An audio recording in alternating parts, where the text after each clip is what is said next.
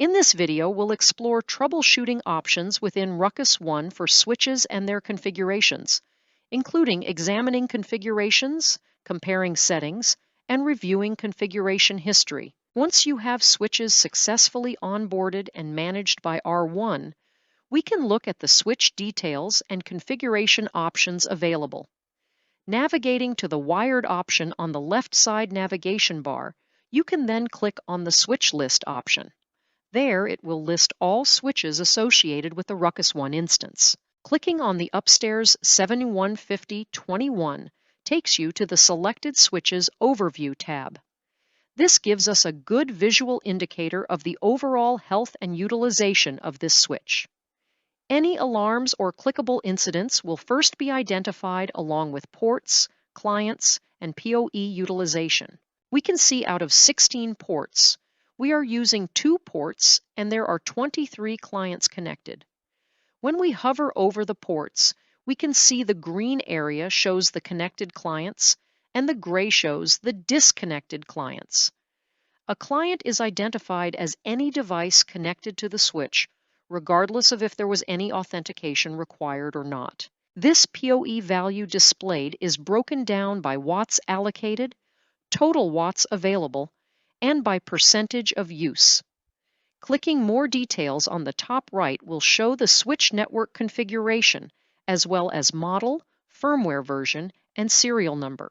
Beneath that, we can see a panel view of the device. The green squares indicate these ports are in use, and we can see the power icons for those ports currently providing PoE power. Hovering over the port icons, we can see the PoE power used versus what was allocated. Hovering also provides untagged and tagged configuration, along with VLAN information. VLAN 1 is untagged for this port and no other tagged ports. Clicking a port in this panel view will take us into the port configuration, where we can modify the VLAN configuration, enable and disable the port, enable or disable PoE for the port, change LLDP settings, spanning tree participation, and more if needed. Ruckus 1 also provides the ability to view the rear ports, if any, and what their details are by clicking on the Rear View in the top right of this section. Continuing to explore the Panel tab, on the right, you'll find a question mark icon that provides definitions for various icons. On the left, you can view topology information, which can be expanded for a clearer view. The next tab shows a floor plan of the connected devices. Further down is the switch status represented by a green bar with timestamps. The gray area indicates downtime, and hovering over it reveals more details. On the right, a total uptime of 21 hours and 30 minutes is also indicated. Next, we have the switch traffic by volume section. These indicators are clickable and allow individual viewing. By default, all ports are shown, but you can select a specific port to view. Resource utilization shows the CPU, memory, and PoE utilization for the device. Scrolling further down, we find the top 10 ports by traffic and top ports by errors, along with an errors over time graph. This quick view helps identify incrementing errors that may need investigation. If errors are being reported, the Ports tab above allows for an individual look at all switch ports. Keep in mind that this data is displayed based on a preset date and time range of 24 hours, but you can adjust it by selecting your desired date range in the top right corner. Let's click on the Ports tab to know more. This displays a detailed view of each port. It shows the devices that is connected, the status of the device, speed, PoE usage, VLANs, and more. By clicking on the filter icon on the right, we can view and add to the list display that includes in-out errors, CRC errors, and input discards. This allows for individual monitoring of these ports and helps narrow down trouble spots. Moving along to the next tab, we also have VLANs and ACLs. Clicking on VLANs allows us to view the configuration for the VLANs currently set up on this device. VLAN numbers have hyperlinks embedded in them, and when clicked, they reveal all the information from the list in one place. We cannot create VLANs from this view, nor can we create ACLs from this view. You can create these configurations in Ruckus 1 by establishing a profile. Let's see an example. On the left pane, click on the Wired tab and select Configuration Profiles. We see two options here. A regular profile can be added, or a CLI profile can be used.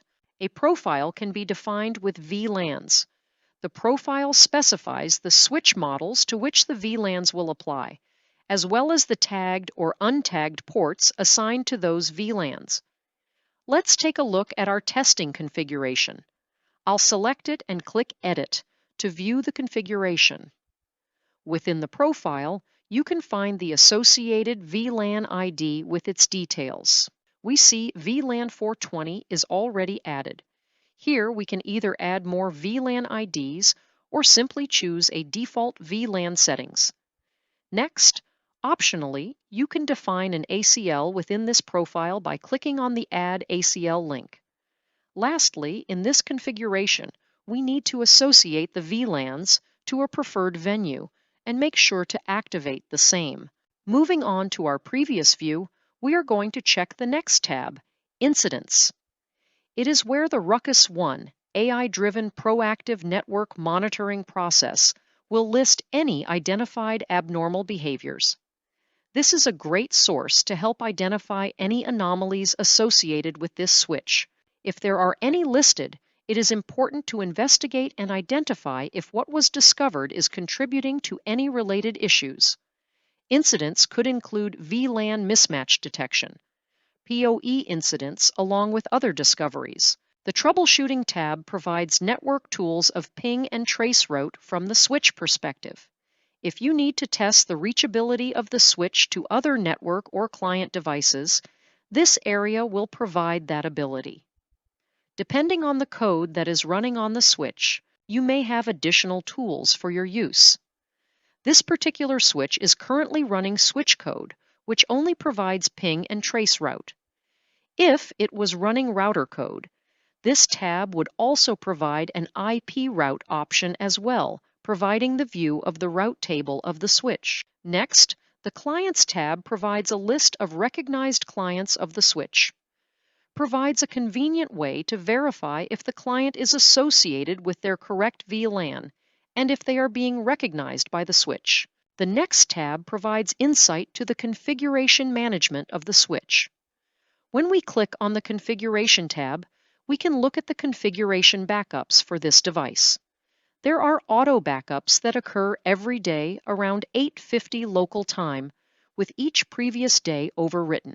You also can perform a manual backup with Ruckus 1, being able to store 7 backups per switch. If we select a backup, we will have the ability to restore it, view it, or if we select 2 backups, we can compare them to see what changes are different between each of them. You can select 2 to compare that can either be auto-generated or manual backups. Once you have selected 2 that you want to compare, click Compare. Once the 2 are displayed, you can scroll down. To see the difference between these 2 configurations is highlighted in yellow, indicating we've got an admin password that's changed. With this utility, you can conveniently compare directly from the GUI, eliminating the need for a Notepad++ text plugin.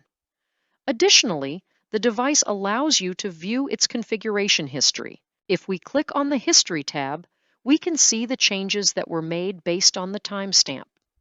When we click on the blue hyperlink, we can see the details of the configuration that were applied to the switch. Moving to the DHCP tab, we will see any DHCP pool that are configured on the switch. The top right button indicates if DHCP service is disabled, enabled on the switch, indicating the DHCP pools list might be active. I have attached a screenshot of how enabling DHCP service state adds the IP DHCP enable server command to the configuration. Clicking Add Pool allows you to define a DHCP pool on the switch. Let's see an example by creating a pool. Let's start by adding the name, the subnet address, and the subnet mask. We will leave the lease time to its default as 1 day and add the default router IP. Once everything is filled, we may save the configuration. A screenshot of the command is added for your reference.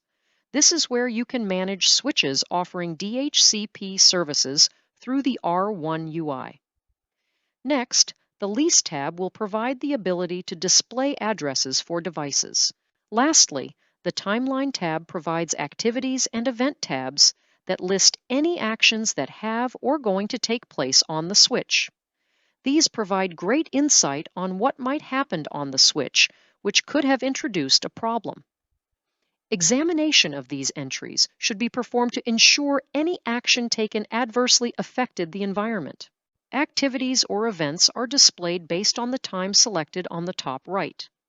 Simply adjust the time window if you would like to see an expanded view of the activities or events that took place beyond the 24-hour default setting. This brings us to the end of Ruckus 1, Switch Troubleshooting.